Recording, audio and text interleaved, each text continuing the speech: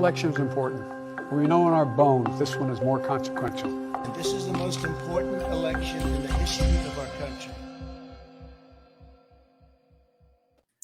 From Bloomberg Quick Take, I'm Everett White. Welcome to episode 5 of the most important election ever. Democratic strategist James Carville famously said in 1992, "It's the economy, stupid," referring to what voters care about when electing a president. That quip is held truer than ever, with millions of Americans unemployed and hurting financially because of the pandemic. With the world continuing to reel from COVID, voters want to know how their wallets will fare in 2021 and beyond. Here to discuss Trump's handling of the economy, Biden's plans for it, and how all of this figures into the 2020 election is Tim O'Brien, senior columnist for Bloomberg Opinion. Tim, thanks for joining us on the most important election ever. How goes it? It's great to be here, Ev. I'm happy to be here. This is a great topic. Glad to hear it, and let's jump right in. Let's get into it. Tim, for our viewers, let's give a general overview of the economy to start. You know, stocks are continuing a volatile upward ride, upwards of 12 million Americans are unemployed. What's the current status of the economy, and how has COVID affected it over the last 8 months? Well, a reminder that most Americans don't own stock, and we're in the midst of one of the most epic unemployment and jobs crises that the country's had since the Great Depression. Over 20 million Americans are still receiving jobless benefits. We've seen the need for a massive federal relief package in March, the CARES Act, that extended trillions of dollars to the corporate sector, to small businesses, and to working Americans and their families. Those benefits ran out for working families in July. Congress has been gridlocked over replacing that money. And I think what we're really facing now is the next stage of this, what I think, unfortunately, could become a disastrous downturn for working Americans. And I think everybody who cares about the economy and economic growth has to pay attention to that. It's always useful to remember that 70% of GDP is consumer spending. And if average folks don't have money to spend, that affects everybody in the United States who depends on a vibrant economy. Gotcha. That makes a lot of sense. You mentioned Congress still working on a stimulus deal, yet there's no deal in sight right now, is there? How likely is a stimulus deal before the election? And what are some of the sticking points for the negotiations right now? Well, that's the magic question right now, Ev. I think the sticking points have largely been the same since August. Democrats came up with a sort of a second stage proposal to the CARES Act in May. The Republicans waited until late summer to come up with a plan of their own. I think Mitch McConnell thought that brinksmanship would help get him a better deal for the Republican side. Unfortunately, in the interim, the benefits lapsed that Americans were receiving, as I mentioned, in July.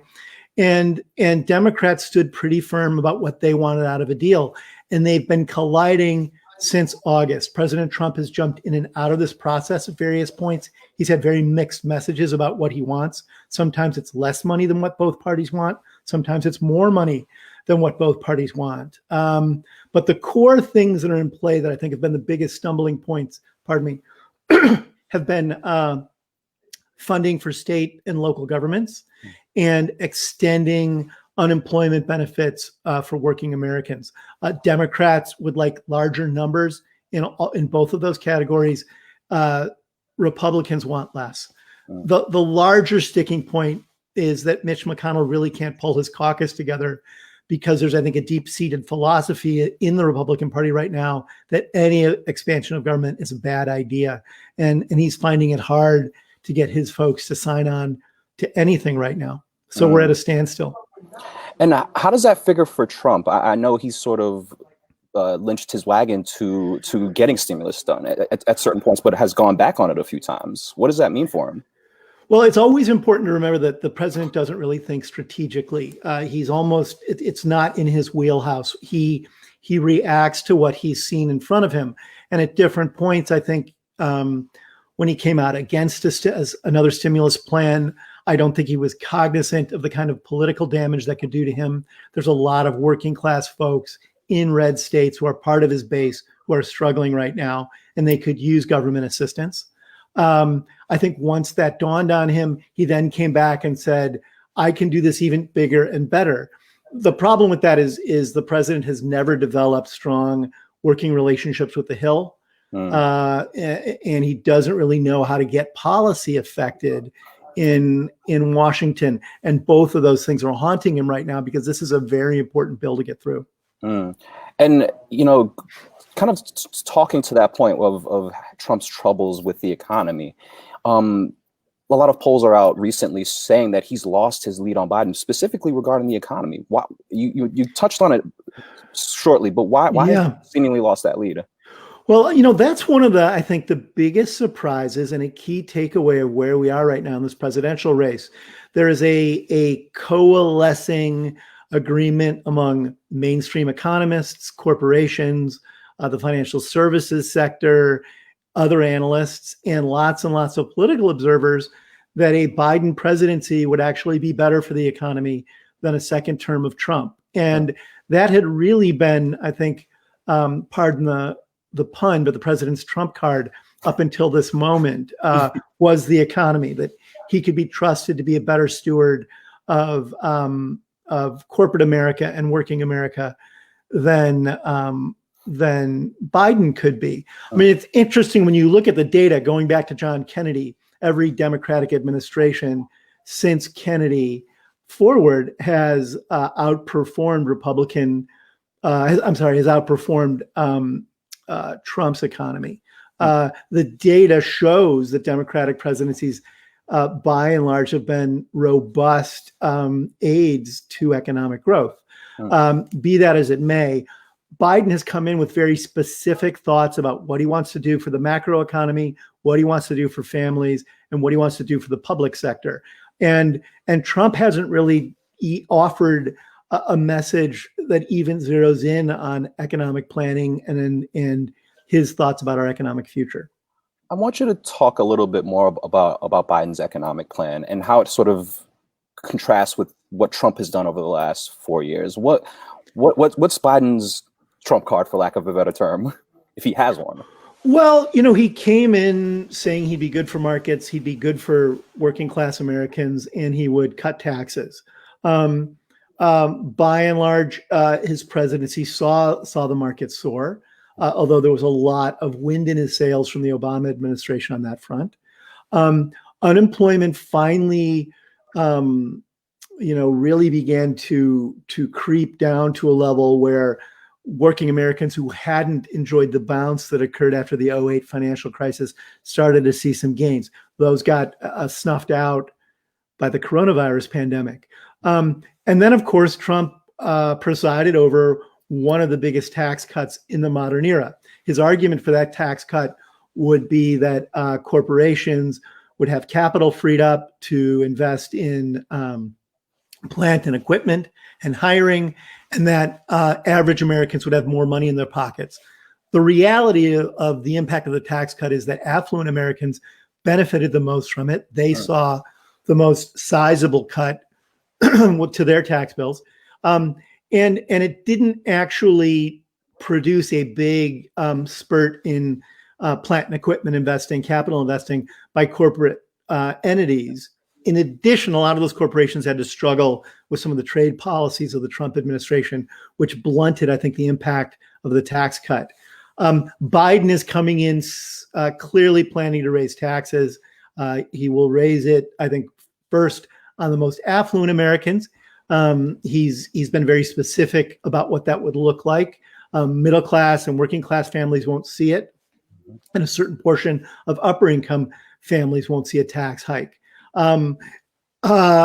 Economists across the political spectrum see the impact of the Biden tax hike as, I think, net positive. I think the American Enterprise Institute, the last time I looked at them, they had a slight downturn in GDP as a result of the Biden tax cut. But a lot of other mainstream economists and entities think that it'll be net positive for the economy because we need to right our fiscal ship. And you pulled on a couple of strings there, Tim, namely about everyday Americans. We said earlier that most Americans don't own stocks. They have no concept of what the national debt is. How does the economy affect the vote for everyday Americans? Well, we're in the midst of a decades long reality in which income inequality has become more and more sizable and a much more pressing and real issue for our country to have to address. Lots of wealth has been created in this country since the 1980s. A lot of that wealth goes into innovation and job creation. We are one of the most innovative and dynamic economies in the world. We're the largest economy in the world, but we're also scarred by a massive amount of income inequality. And I do think there's reasons for building an economy where all boats rise when the tide rises behind them, that are just about equity. But even if you don't buy into that argument, the key to the United States having one of the most vibrant economies in the world has been the existence of a very broad middle class that could shop and take care of themselves financially. And you've seen this progressive whittling away and erosion of the middle class, real pain for working class Americans over really since the mid 1980s. And there's been political and economic fallout because of that. The 2008 financial crisis really created a fissure, an economic fissure that expressed itself in some of the politics, I think, of that we're living with now. But it also has a real impact on economic growth. And I think both sides of the aisle recognize that whatever public policies we come up with in the next round, it's really got to address the needs of folks who've been left out of economic growth up till now. And obviously, COVID has exacerbated so many of those issues. I guess I want to know, what could either man do to narrow the inequality or the wealth gap in the United States? We know Trump has tried to use tax incentives and cutting taxes. Biden would likely, increase taxes and invest it in infrastructure. Could you talk a little bit about that? Well, people need to be empowered financially and academically so they can be independent, productive, content members of our society. And I think there's the tools for doing that are right in front of us. I think access to high quality education, access to high quality and affordable healthcare, entry into a vibrant job market that pays more than subsistence wages are all key to that. We're in a moment economically right now where I also think the public sector has to step in and play a role in getting us over the hurdle that faces us now because of the coronavirus pandemic.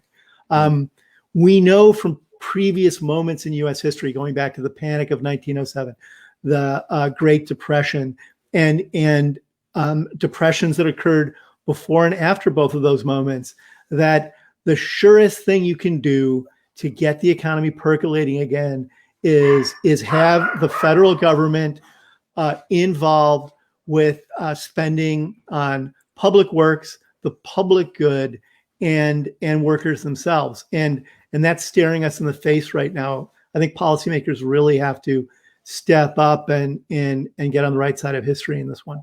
For sure. I want to pivot just a little bit. We haven't talked about, some of the previous economic issues that were plaguing the U.S. prior to COVID. How does the trade war with China figure into this, if at all? Is there anything that will be done about this in the next 2 weeks, or will that just kind of be hanging over our heads going into 2021? Well, I don't think anything. We're running up against the clock here on a number of things, including foreign policy and trade policy with China. I don't imagine you're going to see anything dramatic happen between now and November 3rd. I think that there's going to be a reset on some of these issues if there's a new administration next year, if Biden takes charge. I think it's important to remember that I think we've been shooting at some of the wrong targets in our China policy. Intellectual property issues are such a massive thing, and theft of intellectual property by the Chinese, I think is a larger and more pressing issue than some of the other categories in trade disputes with China that the Trump administration has pursued. China remains an important trading partner with the United States. It's going to obviously remain a titanic economic force on the global stage, China, in the future. And the United States, I think, is going to have to figure out how to be able to confront China on its problems without losing it as a possible economic partner. And that's a very tricky line to toe.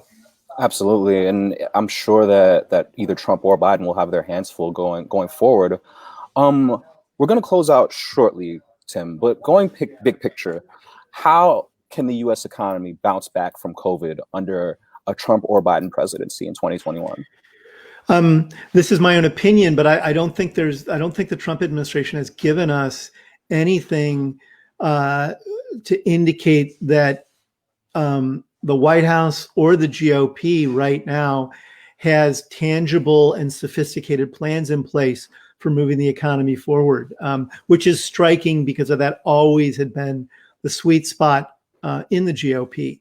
Biden has clear plans around infrastructure spending, healthcare spending, support for working Americans and their families, and I think a series of private public partnerships that are meant to encourage both economic growth and better planning. I think it's remarkable that at this point, the financial services sector and large swaths of corporate America are essentially getting very comfortable with both what Biden wants to do and a Biden presidency. And as we talked about earlier, that wasn't the case as recently as a month ago.